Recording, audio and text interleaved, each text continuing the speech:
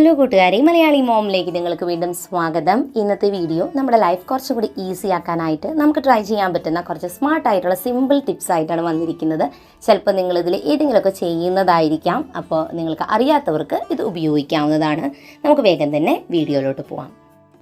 രാവിലെ തന്നെ നമ്മളെ ഒന്ന് ശ്രദ്ധിക്കാനായിട്ട് കുറച്ച് സമയം ഒന്ന് മാറ്റി വയ്ക്കാം. രാവിലെ ഞാൻ സാധാരണ ആദ്യം ചെയ്തിരുന്നൊരു കാര്യം, നമ്മളിപ്പോൾ യൂസ് ചെയ്യുന്നത് നൈറ്റ് വെയറുകൾ, അതായത് നൈറ്റി അല്ലെങ്കിൽ അങ്ങനത്തെ ഡ്രസ്സുകളൊക്കെ ആയിരിക്കും. ഈ ഒരു ഡ്രസ്സ് ഇട്ടിട്ട് ഫുൾ ഡേ നമ്മുടെ ജോലികളും കാര്യങ്ങളൊക്കെ ചെയ്ത് നടക്കുന്നൊരു ശീലം അങ്ങനെ നമുക്കുണ്ടെന്നുണ്ടെങ്കിൽ അതിലും കുറച്ചുകൂടി ബെറ്റർ വേറെ എന്തെങ്കിലും ഒരു ടൈപ്പ് ഡ്രസ്സ് സെലക്ട് ചെയ്യാം. നൈറ്റി എന്ന് പറയുന്നത് വൈകുന്നേരം നമ്മൾ ഉറങ്ങാൻ പോകുമ്പോൾ യൂസ് ചെയ്യുന്നൊരു ഡ്രസ്സാണ്. അപ്പോൾ അതിന് പകരമായി നൈറ്റ് വെയർ അല്ലാത്ത മോഡൽ ഔട്ട്ഫിറ്റുകൾ നിങ്ങൾക്ക് ഇഷ്ടപ്പെട്ടത് സെലക്ട് ചെയ്യുക. അതോടൊപ്പം തന്നെ ഇപ്പം ചിലപ്പോൾ നമ്മൾ പുറത്തോട്ട് യൂസ് ചെയ്തിരുന്ന കുർത്തിയോ അല്ലെങ്കിൽ അതിൻ്റെ ബോട്ടോ ആയിരിക്കും, അതായാലും മതി വീട്ടിലേക്ക് നമ്മൾ ചേഞ്ച് ചെയ്യുക, പഴയതാകുമ്പോൾ മാറ്റില്ലേ, അങ്ങനെ ആയാലും യൂസ് ചെയ്യാം. എന്നിട്ട് കുറച്ചും കൂടി ഒരുങ്ങി ഒക്കെ വീട്ടിൽ നിൽക്കുകയാണെങ്കിൽ അത് നമുക്ക് കുറച്ചും കൂടി ഒരു സന്തോഷം നൽകും. നമ്മൾ അങ്ങനെ നിൽക്കുമ്പോൾ എനിക്ക് എന്തോ കുറച്ചും കൂടി ഒരു എനർജി ഫീൽ ചെയ്യാറുണ്ട് ജോലികൾ ചെയ്യുമ്പോൾ. അല്ലാതെ നമ്മൾ എഴുന്നേറ്റ് പാടെ തന്നെ ആ ഒരു നൈറ്റി ആ ഒരു ഡ്രസ്സ് ഇട്ടിട്ട് തന്നെ ഫുൾ ജോലികൾ ചെയ്യുമ്പോൾ എന്തോ ഒരു വൈബ് എനിക്ക് കിട്ടാറില്ല കേട്ടോ. അതുപോലെ തന്നെ ഞാൻ കൂടുതലും യൂസ് ചെയ്യുന്നത് ഇതുപോലെയുള്ള ഉടുപ്പുകളാണ്. പലരും എന്നോട് ചോദിക്കാറുണ്ട്, അതുകൊണ്ടാണ് ഷെയർ ചെയ്തത്. ഇതൊക്കെ എൻ്റെ കയ്യിൽ ഞാൻ കുറച്ച് നാളായിട്ട് യൂസ് ചെയ്യുന്നത് തന്നെയാണ്. അതിൽ ഫ്ലിപ്കാർട്ടിൽ നിന്ന് എടുത്തതുകൊണ്ട് മീഷോയിൽ നിന്ന് എടുത്തതുകൊണ്ട് സെയിം തന്നെ രണ്ടിലും കിട്ടാറുണ്ട്. ക്രേപ്പ് മോഡൽ ഉടുപ്പുകളാണത്. ഇത് ഭയങ്കര കംഫർട്ടബിൾ ആണ്, ഹാഫ് സ്ലീവ് ആണ്, അതുകൊണ്ട് എനിക്ക് നല്ല ഇഷ്ടപ്പെട്ടു. പക്ഷേ ചിലവർക്ക് ക്രേപ്പ് മെറ്റീരിയൽ ഇഷ്ടമില്ലാത്തവർക്ക് ഫ്രോക്ക് ഇതുപോലത്തെ തന്നെ കോട്ടൻ്റെ വരുന്നുണ്ട്. പിന്നെ നിങ്ങൾക്ക് പാൻറ്റും അതുപോലെ തന്നെ ടോപ്പിൻ്റെ സെറ്റുകളൊക്കെ വരുന്നുണ്ട്. പക്ഷേ നൈറ്റ് വെയർ പോലത്തെ അല്ല, കുറച്ചും കൂടി വ്യത്യാസമായിട്ടുള്ളൊരു മോഡൽ സെലക്ട് ചെയ്യുകയാണെങ്കിൽ കുറച്ചും കൂടി നല്ലതായിരിക്കും. പലപ്പോഴും നമ്മൾ ഓർഗനൈസ് ചെയ്യാനായിട്ട് പല ടൈപ്പ് ട്രേ ബോക്സ് ഒക്കെ യൂസ് ചെയ്യാറുണ്ട്. അതിൽ എനിക്ക് വളരെ യൂസ്ഫുൾ ആയിട്ട് തോന്നിയ ഒരു ബോക്സാണ് ഈ ഒരു മോഡൽ. ഇത് നമ്മൾ ഡെയിലി യൂസ് ചെയ്യുന്ന ഐറ്റംസ് അല്ലെങ്കിൽ എപ്പോഴെപ്പോഴും നമുക്ക് പെട്ടെന്ന് ഓപ്പൺ ചെയ്യേണ്ട തരം ഐറ്റംസ് ആണ് ഇങ്ങനത്തെ ബോക്സിൽ വെക്കുക. ഇതിൻ്റെ ലിഡിൻ്റെ ഒരു പ്രത്യേകത, ഇത് വളരെ സ്മൂത്ത് ആയിട്ട് റിമൂവ് ചെയ്യാൻ പറ്റണം, വളരെ ടൈറ്റായിട്ട് അടഞ്ഞിരിക്കുന്ന ലിഡല്ല. എക്സാമ്പിൾ പറയുകയാണെങ്കിൽ വാച്ചും ഈ ചാർജേഴ്സും ഇത് ഡെയിലി ഞങ്ങൾ എടുക്കും, ചാർജ് ചെയ്യുന്നതാണ്. ഇതൊരു ബോക്സിലിട്ട് അടച്ച് പൂട്ടി വെക്കേണ്ട ആവശ്യമില്ല, ജസ്റ്റ് ഒരു ലിഡ് അതിന് ആവശ്യമുള്ളൂ. അങ്ങനത്തെ പർപ്പസിന് നമുക്ക് ഇങ്ങനത്തെ ബോക്സ് വാങ്ങാം. പിന്നെ ഞാൻ ഉപയോഗിക്കുന്ന മേക്കപ്പ് ഐറ്റംസ്, ഇതും എനിക്കിതുപോലെ തന്നെ പെട്ടെന്ന് നമ്മൾ പുറത്തോട്ട് പോകുമ്പോൾ എടുക്കണം, വേഗം യൂസ് ചെയ്യും, അതിലേക്ക് തന്നെ തിരിച്ചു വയ്ക്കും. ലിഡ് ജസ്റ്റ് ഒന്ന് ക്ലോസ് ആയിട്ട് ഇരുന്നാൽ മാത്രം മതി, നീറ്റായിട്ട് ഇരിക്കും. എനിക്ക് ഏറ്റവും എളുപ്പം തോന്നിയത് ഈ ഒരു മെത്തേഡാണ്. കാരണം കുറേ ബുദ്ധിമുട്ടൊന്നുമില്ല ഓർഗനൈസ് ചെയ്യാൻ, പെട്ടെന്ന് തന്നെ നമ്മുടെ പണികൾ കഴിയും. അതോടൊപ്പം തന്നെ അലമാരയിൽ വെക്കുമ്പോൾ നീറ്റ് ലുക്കായിട്ട് നമുക്ക് കിട്ടും. ഇതിങ്ങനെ സ്റ്റാക്ക് ചെയ്ത് വെക്കാനും ഈ ഒരു ബോക്സ് യൂസ് ചെയ്യാം. ഇത് പല അളവിൽ വരുന്നുണ്ട്. ഞാൻ മീഷോയിൽ നിന്ന് വാങ്ങിയിട്ടുണ്ടായിരുന്നത്, അതിലാണ് വിലക്കുറവ് എനിക്ക് അപ്പോൾ കിട്ടിയത്. ചിലപ്പോൾ ഫ്ലിപ്കാർട്ടിൽ ആമസോണിലൊക്കെ ഇത് കിട്ടാറുണ്ട്. ഇതുപോലെ നമ്മുടെ ഡ്രസ്സുകളുടെ മുൻപിൽ ഈ ബോക്സ് വെച്ചാൽ നമുക്കതെടുത്ത് മാറ്റി നമുക്ക് വീണ്ടും തിരിച്ച് വെക്കാനും ഒക്കെ ഈസിയാണ്, കാണാനും നല്ല ഭംഗിയുണ്ട്.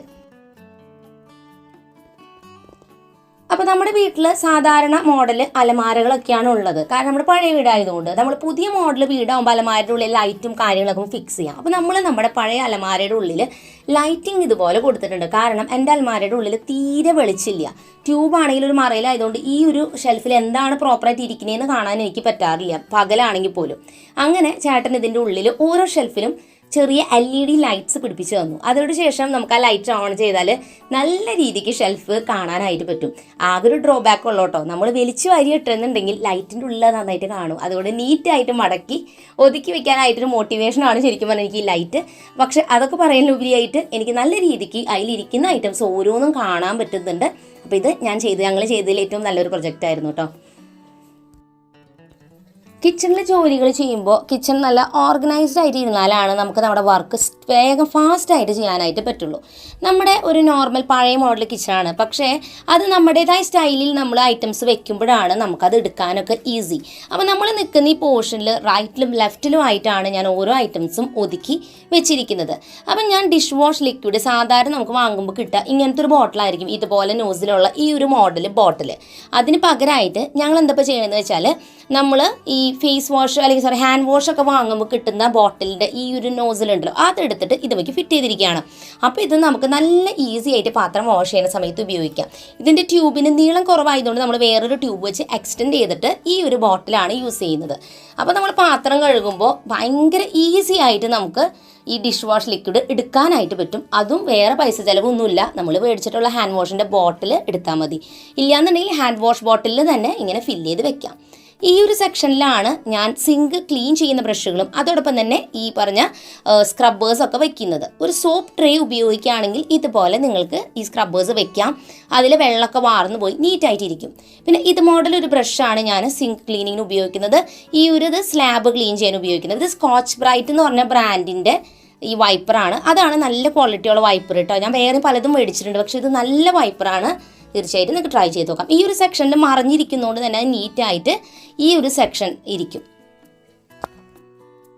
ഓയിലിൻ്റെ ബോട്ടിൽ നമ്മൾ സെലക്ട് ചെയ്യുമ്പോൾ എപ്പോഴും 1 ലിറ്ററിൻ്റെ ബോട്ടിൽ വാങ്ങുകയാണെങ്കിൽ നല്ലത്. ഞങ്ങളൊക്കെ 1 ലിറ്ററിൻ്റെ പാക്കറ്റാണ് ഓയിൽ മേടിക്കുക. അപ്പോൾ അതുകൊണ്ട് തന്നെ ഒരു പാക്കറ്റ് പൊട്ടിച്ചാൽ ഫുള്ളായിട്ട് ഒരു ബോട്ടിലേക്ക് ഫില്ലാവുന്ന രീതിയിൽ. അപ്പോൾ അതുകൊണ്ട് തന്നെ നമുക്കത് ഈസിയാണ്. ബാക്കി ബാലൻസ് വന്ന് എടുത്ത് വെക്കേണ്ട കാര്യമില്ല. അപ്പോൾ 1 ലിറ്റർ ബോട്ടിൽ നോക്കിയിട്ട് തന്നെ മേടിക്കുക. ഇത് രണ്ടും 1 ലിറ്റർ ബോട്ടിൽസാണ്. സൺഫ്ലവർ ഓയിലും വെളിച്ചെണ്ണയാണ് ഇതിൽ വെച്ചിരിക്കുന്നത്. കുക്കർ വാങ്ങുമ്പോൾ ഒരു കാര്യം നമുക്ക് ശ്രദ്ധിക്കാം. ഇതുപോലെയുള്ള സ്റ്റെയിൻലെസ് സ്റ്റീൽ കുക്കർ വാങ്ങാം. അതും ഇതിൻ്റെ അരികഭാഗം ഇതുപോലെ ഓപ്പൺ ആയിട്ട് ഒരു പാത്രം ഇരിക്കുന്ന പോലെയാണ് ഇതിരിക്കുന്നത്. പക്ഷെ നമ്മുടെ പഴയ മോഡലാണെങ്കിൽ ഇതുപോലെയാണ് അലുമിനിയത്തിൻ്റെ ഈ വക്ക് ഇങ്ങനെ ഈ ഒരു ഷേപ്പാണ്. അതെന്താ വെച്ചാൽ നമ്മൾ ഫുഡൊക്കെ അതിൽ നിന്ന് മാറ്റുമ്പോൾ അതിൻ്റെ ഇടയിലൊക്കെ ഇങ്ങനെ ഇരിക്കും. ക്ലീൻ ചെയ്യാനും പണ്ടത്തെ വെച്ച് നോക്കുമ്പോൾ ബുദ്ധിമുട്ട്. അപ്പോൾ അതിലും ഈസി ആയിട്ട് ഇപ്പോൾ ഇതുപോലത്തെ കുക്കർ വരുന്നുണ്ട്. വാങ്ങുമ്പോൾ ഇതുപോലെയുള്ള കുക്കറുകൾ വാങ്ങാം. സ്റ്റെയിൻലെസ് സ്റ്റീലും ഈ ഒരു വക്ക് അധികം ഇല്ലാത്ത മോഡൽ ഇതുപോലത്തെ വാങ്ങി നമുക്ക് നല്ല എളുപ്പമായിട്ട് ക്ലീൻ ചെയ്യാനും ഫുഡ് ട്രാൻസ്ഫർ ചെയ്യാനും ഒക്കെ എളുപ്പമാണ് കേട്ടോ ഈ മോഡൽ കുക്കർ. അതിൽ ഈ വലിയ മോഡൽ കുക്കർ എനിക്ക് ഭയങ്കരമായിട്ട് ഇഷ്ടപ്പെട്ടു. പ്രസ്റ്റീജിൻ്റെ ആണ് അത്. ഈ ചെറിയ കുക്കർ ഇൻഡസ് വാലി എന്ന് പറഞ്ഞ ബ്രാൻഡിൻ്റെയാണ്. ഇതുപോലെയുള്ള സിലിക്കണിൻ്റെ ബ്രഷുകൾ നമുക്ക് വാങ്ങാൻ കിട്ടും. സാധാരണ വീട്ടിലൊക്കെ കേക്ക് ബേക്കിങ്ങിൻ്റെ പേർപ്പസിനാണ് ഈ ബ്രഷ് ഉപയോഗിക്കാറ്. പക്ഷെ നമുക്ക് വീട്ടിൽ നോർമൽ കുക്കിങ്ങിലും ഈ ഒരു ബ്രഷ് യൂസ് ചെയ്യാം. അപ്പോൾ ഞാൻ സാധാരണ ഇഡ്ഡലി പാത്രത്തിൽ ഓയിൽ തടവാൻ ഇതുപോലെയുള്ള ബ്രഷാണ് യൂസ് ചെയ്യാറുള്ളത് കേട്ടോ. കുഞ്ഞൊരു ബ്രഷ് ഇതുപോലത്തെ വെച്ചിട്ടുണ്ട്, ഓയിൽ വെച്ചിട്ടുണ്ട്. അതിനുശേഷം ഇഡ്ഡലി പാത്രത്തിൽ ഫുള്ളായിട്ടും ഓയിലാക്കി കൊടുക്കും. നൂലപ്പായാലും ഉണ്ടാക്കുമ്പോഴും ഇതേപോലെ തന്നെ ചെയ്യാറുള്ളത്. അപ്പോൾ ആരും ഒരു സബ്സ്ക്രൈബറിനോട് ചോദിച്ചു ഇതെങ്ങനെ ഇത്ര ഈസി ആയിട്ട് എടുത്ത് കിട്ടിയെന്ന്. ചിലപ്പോൾ നിങ്ങൾ ട്രൈ ചെയ്യുന്ന കാര്യമാവും കേട്ടോ. പക്ഷേ ആ കുട്ടിക്ക് അറിയാത്തതുകൊണ്ട് അവൻ ചോദിച്ചത്.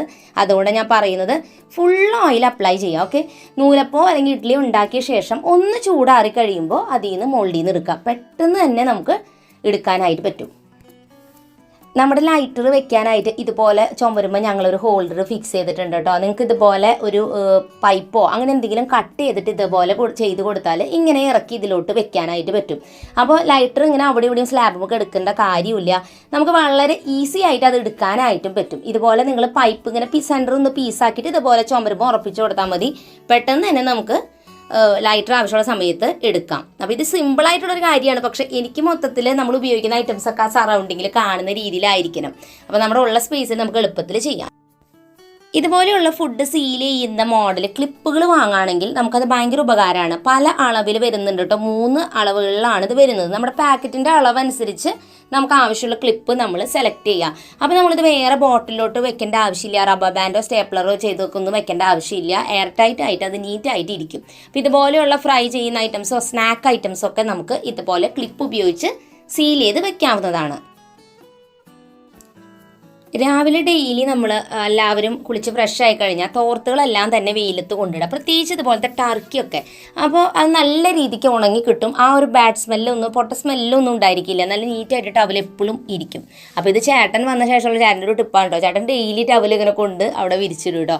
അപ്പോൾ അത് നല്ലൊരു കാര്യമാണ്. നല്ലതായിട്ട് വെയിൽ കൊള്ളുകയും ചെയ്യും. എപ്പോഴും നല്ല ഫ്രഷ് ആയിട്ടിരിക്കും കേട്ടോ.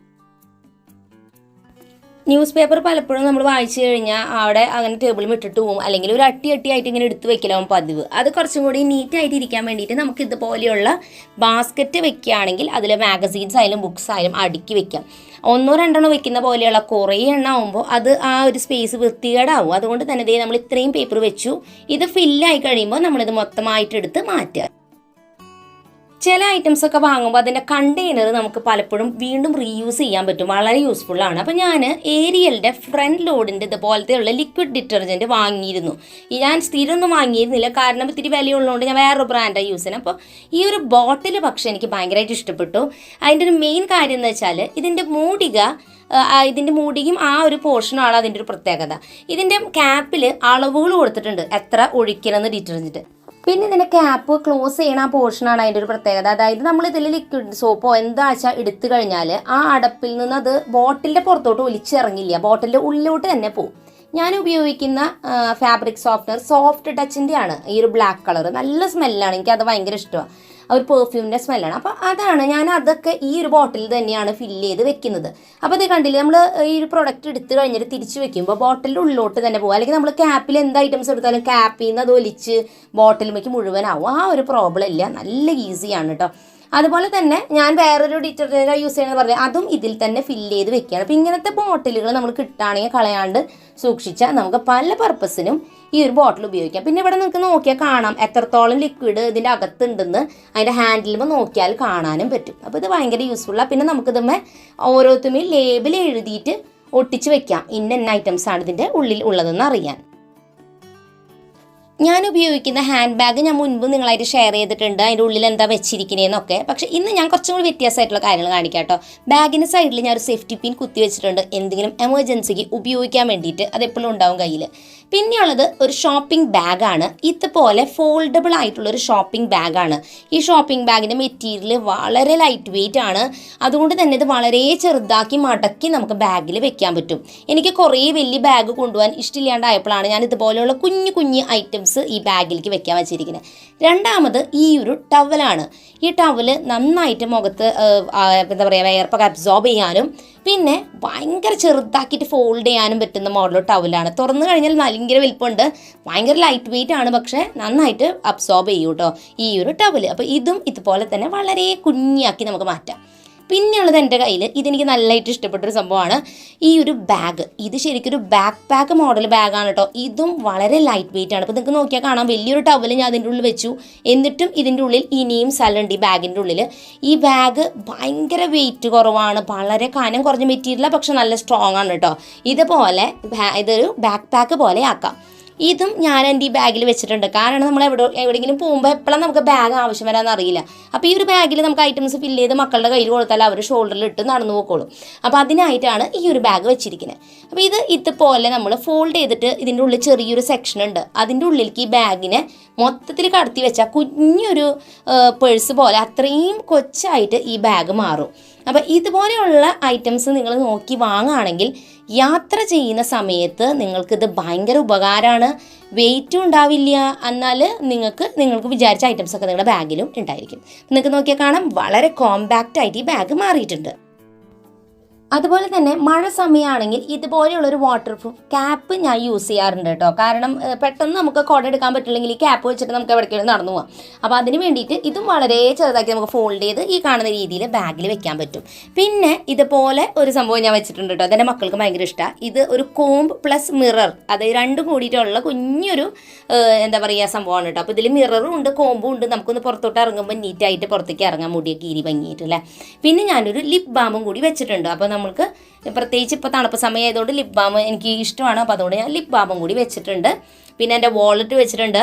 വാളറ്റിൽ ഞാൻ നമ്മുടെ കാർഡൊക്കെ വെക്കാൻ വേണ്ടിയിട്ട് ഒരു കാർഡ് ഹോൾഡറും കൂടി വെച്ചിട്ടുണ്ട്. ഇതെനിക്ക് ഭയങ്കര ഇഷ്ടപ്പെട്ട ഒരു ഐറ്റമാണ് കേട്ടോ. കാരണം നമുക്ക് പല ഇമ്പോർട്ടൻറ്റ് കാർഡുകളൊക്കെ ഇതിൽ വെക്കാൻ പറ്റും. അതിനിപ്പോൾ ഹോസ്പിറ്റൽ കാർഡ്സ്, ATM കാർഡ്സിലൊക്കെ നമുക്കിതിൽ എളുപ്പത്തിൽ ഓർഗനൈസ്ഡ് ആയിട്ട് ഇരിക്കും, ഒന്നും മിസ്സാവാതെ ഇരിക്കും കേട്ടോ. പിന്നെ ഞാനൊരു പെന്നും കൂടി എൻ്റെ പേഴ്സിൽ കരുതിയിട്ടുണ്ട്, എവിടെയെങ്കിലും ആവശ്യം വരുമ്പോൾ ഉപയോഗിക്കാനായിട്ട്. അപ്പോൾ അങ്ങനെ ഇത്രയ്ക്കും ഐറ്റംസാണ് ഞാൻ എൻ്റെ ഈ ഒരു കൊച്ചു ബാഗിൽ ഒതുക്കിയിരിക്കുന്നത്. അപ്പോൾ ഈ ഒരു കുഞ്ഞു ബാഗിലേക്ക് കൊള്ളാൻ വേണ്ടിയിട്ടാണ് ഞാൻ ഇതുപോലെ വളരെ കോമ്പാക്റ്റ് ആയിട്ടുള്ള ഐറ്റംസും അതും വളരെ അത്യാവശ്യമുള്ള ഐറ്റംസ് മാത്രം വെച്ചിട്ടുള്ളത്. മക്കൾ ചെറുതായിരുന്ന സമയത്ത് ഈ ഒരു കുഞ്ഞു ബാഗ് കൊണ്ടുപോകാൻ പറ്റില്ല, വലിയൊരു ബാഗ് കൊണ്ടാണ് ഇപ്പോഴും ഞാൻ നടക്കാറ്. പക്ഷേ ഇനിയിപ്പോൾ അതിൻ്റെ ആവശ്യമില്ലല്ലോ. ഇത്രയും കുറച്ച് ഐറ്റംസ് നമുക്ക് ഇത്ര എളുപ്പത്തിൽ ഈ ബാഗിൽ ഒതുക്കി വയ്ക്കാൻ പറ്റും. അപ്പോൾ ഇങ്ങനെയാണ് ഞാൻ ഹാൻഡ് ബാഗ് ഓർഗനൈസ് ചെയ്തിരിക്കുന്നത്.